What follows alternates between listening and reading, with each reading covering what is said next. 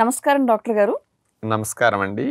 Doctor గారు, అయ్యా, సాధారణంగా ఫిజికల్ ఎక్సర్సైజ్ గురించి మాట్లాడినప్పుడు swimming as a physical exercise చాలా మంచిది అని చెప్తూ ఉంటారు. అవును. కొంతమంది లైఫ్ స్కిల్ నేర్చుకోవాలి కాబట్టి నేర్చుకుంటూ ఉంటారు. అవును. కానీ ప్రతిరోజు దాన్ని ఒక ఎక్సర్సైజెస్గా ఎందుకు తీసుకోవాలి అనే విశేషం పైన ఈరోజు కాస్త అవగాహన కలిగిస్తారా?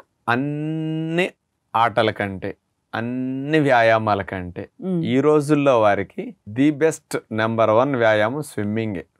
కాకపోతే ఈ మాట వినేసరికి మాకు తాగటానికి నీళ్ళు లేక మేము చూస్తుంటే మీరు ఈతకి నీళ్ళా అని అంటుంటారు. పల్లెటూళ్ళల్లో వారికి చెరువులు ఉంటాయి, కాలువలు ఉంటాయి, వాళ్ళకి అదృష్టం అక్కడ కలిసి వస్తుంది. సిటీల్లో వారికి అన్ని చోట్ల డబ్బులు ఉంటే మాత్రం స్విమ్మింగ్ పూల్స్ అన్ని ప్రాంతాల్లోనే వచ్చేసినాయి. అవును. ఖర్చు అనుకోకుండా కొంచెం అందుబాటులో ఉంటే స్విమ్మింగ్ పూల్స్కి వెళ్ళి ఒక గంటన్నర గడపటం అనేది ఎన్ని విధాలో మంచిది. చాలా మందికి ఏంటి అని అంటే కనుక స్విమ్మింగ్ ఏముంది, కాళ్ళు చేతులు కదపడమే కదా. అవును. సో అది ఎక్సర్సైజ్గా ఎలా పనిచేస్తుంది? అసలు నీళ్ళల్లో ఉంటాం మనము, కండరాలు ఏమీ కదలవు, పెద్దగా ఏమీ చాలా మంది కదపరు. అంటే మనం బయట ఎక్సర్సైజ్ చేసినంత అయితే కదపము నీళ్ళల్లో ఉన్నప్పుడు. అవునమ్మా. కానీ అదే బెస్ట్ ఎక్సర్సైజ్ అని మీరు ఎలా చెప్తున్నారు? ఇప్పుడు 180 మంది ఉండవలసిన బరువు కంటే ఎక్కువ ఉన్నారు.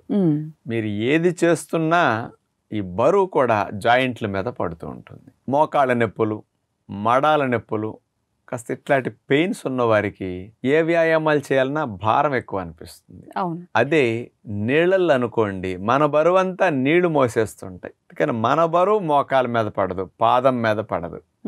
ఇది ఒక లాభం. రెండోది, నీళ్ళల్లో మన ప్రెషర్ ఎక్కువ పెడితే తప్ప మన కాలు కదలదు.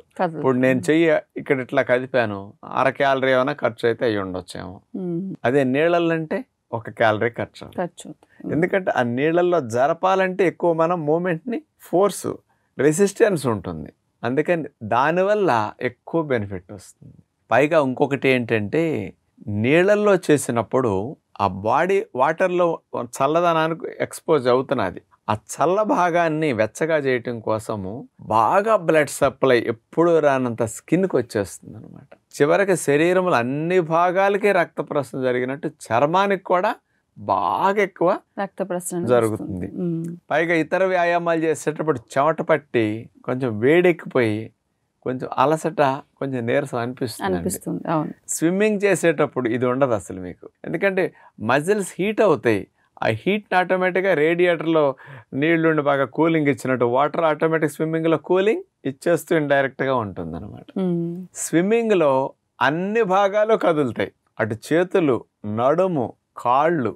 అలవాటైన వారి స్విమ్మింగ్ ఒకే రకంగా చేయరు కదా. అవును. ఫ్రీ స్టైల్ అంటారు, రకరకాలుగా వెనక్కి తిరిగి కొడుతుంటారు. అవును. మూమెంట్స్ అన్నీ వేరుగా ఉంటాయి స్విమ్మింగ్లో. అలాంటివన్నీ ఇక్కడ ప్రాక్టీస్ అవుతాయి. దానివల్ల కూడా మీకు అన్ని భాగాల్లో కండరాలు, జాయింట్స్ మంచిగా ఫ్రీ అవుతుంటాయి అన్నమాట. ఓకే. స్విమ్మింగ్ చేస్తే అసలు మోకాళ్ళ నొప్పులు ఉన్న వారికి ఎంత మంచిదో. అసలు జిగురు తగ్గింది అన్న వాళ్ళందరూ స్విమ్మింగ్ చేస్తే జిగురు ఉత్పత్తి బ్రహ్మాండంగా పెరుగుతుంది. అన్ని జాయింట్స్ని ఇట్లా కదపలేం బయట ఉండి. అంచేత అట్లా చేయగలిగినప్పుడు ఈ మూమెంట్ ఎంత భాగిస్తున్నామో జిగురుత్పత్తి పెరుగుతుంది. ఈ మూమెంట్ వల్ల కండరాలు బాగా టోన్ అవుతాయి. అందుకని కండరాలు కూడా అన్ని రకాలుగా వాటి మెమరీ బాగా పెరుగుతుంది అనమాట. అంటే ఒక 20 రోజులు, 4 రోజులు ఇట్లా చేసామనుకోండి, కండరాలు మీరు బయట ఆటలాడుతున్నా, పనులు చేస్తున్నా అసలు పట్టుకుపోవటం ఉండదు. ఫ్లెక్సిబిలిటీ బాగా మీకు వచ్చేస్తుంది అనమాట. స్విమ్మింగ్లో ఆక్సిజన్ బాగా ఎక్కువ తీసుకుంటాం. అందుకని ఈత కొట్టే వారికి లంగ్ కెపాసిటీ ఇతర వ్యాయామాలతో పోలిస్తే చాలా ఎక్కువ ఉంటుంది. స్విమ్మింగ్ చేసినప్పుడు మజిల్స్కి ఏ వ్యాయామంలో రానంత మంచి ఎఫెక్ట్ వస్తుంది అనమాట. మజిల్ టోన్ బ్రహ్మాండంగా పెరుగుతుంది. ఎందుకంటే అటు ఎక్సర్సైజు, అటు కూలింగ్ రెండు ఉండటం వల్ల తడికట్లు కడతారు న్యాచురోపతిలో మజిల్కి టోన్ అప్ చేయటం కోసం. అలాంటిది బాగా జరుగుతుంది అనమాట. అంటే మనకి చర్మం కూడా ఇంకోటి ఉంటుంది. చాలామందికి వ్యాయామాలు చేసినప్పుడు బరువు తగ్గి వేలాడుతూ లూజ్ అవుతుంది. స్విమ్మింగ్ చేసే వాళ్ళకి వేలాడదు, లూజ్ అవ్వదు. అక్కడ బరువు తగ్గిన వాళ్ళకి ఇది అవ్వదు. తగ్గే కొద్దీ తగ్గినట్టు బిగిసిపోతుంది ఆ టోన్ అప్ అయిపోయి. అందుకని ఈ స్కిన్ కూడా టైట్ అవటానికి, లూజ్గా ఉండకుండా బాగా ఉపయోగపడుతుంది స్విమ్మింగ్. ఓకే. స్విమ్మింగ్ చేసినప్పుడు ప్రేగుల కదలికలు బాగా ఎక్కువ అవుతాయి. ఎందుకంటే అస్తమానం ఇక్కడ కదుపుతాం కదా, తొంటి జాయింట్ దగ్గర నుంచి చూడండి కింద భాగం అంతా కదపాలి కదా ఇట్లా. అందుకని పొట్ట ప్రేగులు ఇవన్నీ కూడా జీర్ణ రసాలను బాగా ఎంజైమ్స్ని ఉత్పత్తి చేసి బాగా అరుగుదలను పెంచడానికి, గ్యాస్ట్రిక్ ఇష్యూస్ని తగ్గించడానికి, మలబద్ధకాన్ని తగ్గించడానికి కూడా ఇది బాగా ఉపయోగపడుతుంది. అందుకని అనేక లాభాలు. అయితే డాక్టర్ గారు, మరి స్విమ్మింగ్ విషయానికి వచ్చేసరికి చాలా మందికి కొన్ని అపోహలు ఉంటూ ఉంటాయి కదా. అంటే పెద్ద వయసు వాళ్ళు స్విమ్మింగ్ చేయకూడదు, మోకాళ్ళ నొప్పులు ఉన్న వాళ్ళు స్విమ్మింగ్ చేయకూడదు అని అనుకుంటూ ఉంటారు. మరి వాళ్ళు కూడా చేసుకోవచ్చు అంటారా? ముసలివారు రోడ్డు మీద నడుస్తున్నా, వ్యాయామాలు చేస్తున్నా పడిపోతామని భయం ఉంటుంది. స్విమ్మింగ్ వస్తే ఇంక పడేదేంటి, ముందు నీళ్ళల్లోనే పడ్డాం, ఇంకెటు వెళ్ళేది లేదు కదా. ఓపికన్న వరకు చేస్తుంటాం. మరీ అంత అలుపు వస్తుంది అనుకోండి, వాళ్ళ లైఫ్ జాకెట్ వేసుకుని కొడితే ఆటోమేటిక్గా తేలుతా ఉంటాను. ఓపిక లేనప్పుడు అట్లా ఉండండి, అంతే, తేలుంటారు. సింపుల్ అది. అందుకని మోకాళ్ళ నొప్పులు ఉన్న వారికి చెప్పానుగా, దీనంత గొప్పది వాళ్ళకి ఇంకోటి లేదు. ఎక్కడున్నా ముందు దూరమైనా వెళ్ళిపోయి చేసేసుకోవచ్చు. బరువు తగ్గుతూ మోకాళ్ళ నొప్పులు తగ్గుతాయి. మరి మోకాళ్ళ నొప్పులు ఎంత బాగా తగ్గుతున్నాయి అనేది కూడా, స్విమ్మింగ్ వల్ల ఎన్ని బెనిఫిట్స్ వస్తున్నాయి పరిశోధనలు కూడా ఉన్నాయి. అది చెప్తే వీళ్ళు చేసేస్తారు. ఇప్పుడు చైనా వాళ్ళు 13 రకాల పరిశోధనలు స్విమ్మింగ్ మీద చేశారు.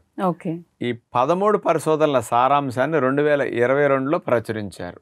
883 మంది మీద చేశారు. వీళ్ళకి జాయింట్ పెయిన్స్ అనేది ఏ ఆహార నియమాలు మార్చకుండా ఇతర వ్యాయామాలు అంతకుముందు చేశారు వీళ్ళంతా. కానీ స్విమ్మింగ్ మొదలెట్టిన దగ్గర నుంచి 28 నుంచి 30% జాయింట్ పెయిన్స్ బాగా తగ్గినాయి అనేది వీళ్ళ పరిశోధనలో రుజువైంది. అంటే నేను చెప్పానుగా, బరువు పడకుండా నొప్పి తగ్గించుకుని జిగురోత్పత్తి బ్రహ్మాండంగా పెరుగుతుంది.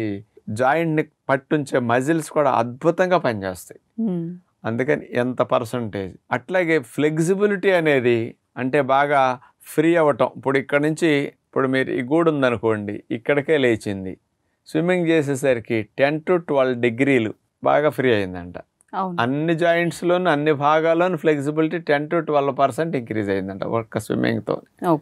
మజిల్ స్ట్రెంగ్త్, కండరాల బలం అనేది 12 నుంచి 18% పెరిగింది. ఒక 5-6 నెలలు చేసేసరికి ఇన్ని మంచి మార్పులు. మరి పెద్ద ఏజ్ వాళ్ళకి ఎట్లా వస్తాయి అనేది ఎగ్జాంపుల్ కనపడుతున్నది కదా నొప్పులు ఉన్న వారికి. కాబట్టి స్విమ్మింగ్ వల్ల ఇన్ని అద్భుతమైన ప్రయోజనాలు ఉంటాయి. డాక్టర్ గారు, అయ్యా, మరి చిన్న ఏజ్ వాళ్ళందరూ కూడా ఆ టైంలో నేర్చుకుంటూ ఉంటారు ఒక హాబీ లాగా స్విమ్మింగ్. పెద్ద ఏజ్ వాళ్ళు ఇప్పుడు నేర్చుకోవాలంటే అసలు నేర్చుకోవడానికి వస్తుంది అంటారా? ఫస్ట్ ఆఫ్ ఆల్, ఎందుకంటే బరువు కంటే కూడా భయం అనేది ఎక్కువ ఉంటుంది. మీరు అడిగే ప్రశ్నకి 30-40 వేల ఎగ్జాంపుల్స్ మన ఆశ్రమంలో ఉన్నాయి. ఆశ్రమంలో ఎక్కువ చేరే ఏజ్ వారు 50 నుంచి 65 మధ్యలో వారే ఆశ్రమంలో ఎక్కువ నెంబర్ ఉండే ఆడమగ ఏజ్ వాళ్ళే. ఎందుకంటే వీళ్ళకి కొద్దిగా బాధ్యతలు ఎక్కువ ఉంటారు కదా. వీళ్ళు 15 రోజుల క్యాంపుకి, నెల రోజుల క్యాంపుకి చేరినప్పుడు మన ఆశ్రమంలో ప్రారంభం నుంచి 2012 నుంచి కూడా స్విమ్మింగ్ కోచెస్ ఉండి, లేడీస్కి లేడీస్ ఉండి, జెంట్స్కి జెంట్స్ ఉండి నేర్పిస్తూ ఉంటారు. 4 రోజుల్లో 5 రోజుల్లో 180% మందికి ఈత వచ్చేస్తున్నది ఇక్కడ. అలా కొంతమంది ఏజ్ ఎక్కువ నేను నేర్చుకోలేను అన్నవారు ఏదైనా ఉంటే వాళ్ళకి లైఫ్ జాకెట్ వేసేస్తున్నాం కాబట్టి వాళ్ళు కొట్టేస్తున్నారు ఆటోమేటిక్గా. లైఫ్ జాకెట్ లేకుండా ఈత కొడుతున్నారు. అందుకని అందరూ ఈత నేర్చుకోవడం చాలా మంచిది. దగ్గరలో ఉన్న స్విమ్మింగ్ పూల్స్కి వెళ్ళండి, కాలువల చెరువులకు వెళ్ళండి. తెల్లవారుజామున చల్లగా ఉండే వాతావరణంలో చేస్తే ఇంకా మరీ మంచిది అనుకోండి.